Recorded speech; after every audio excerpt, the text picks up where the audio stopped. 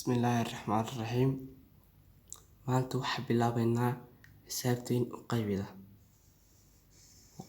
Horta maanta waxaan qaybineynaa 2 min 4. Intaa marka haysid maxaa ugu dhaweysan kartaa. Bal 2 ku dhufaneynaa waxaan aadaynaa jadwalka 2. Marka 2 lagu dhuftay min 1 ku dhufo waa min 2. Waan ka daynaa weli ma dhawin.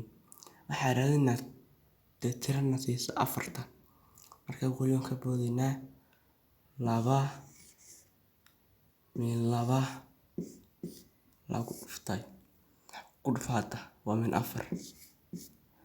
Waxaan ku dhow calaamadan iyo calaamadan xajida xisaabtan iyo xisaabtan isliin sama marka min 2 siinayna oo tan ah hayloon oo min 2 oo siinayna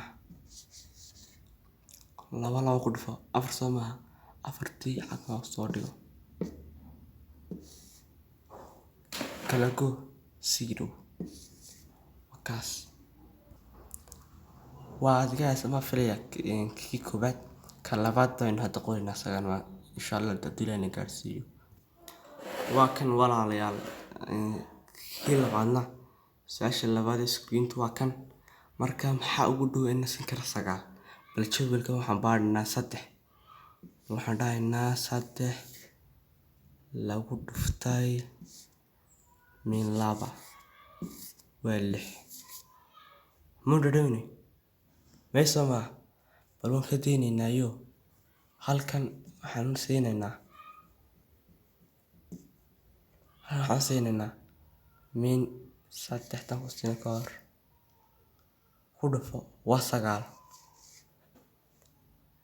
ka soo maxaa imkaan sayo ka waayay waxaan siinay karaan siinay oo mintiri ah marka tiriga xagga sare dhigo ku dhufo waa 9 soo kala jara waa eber iyo eber.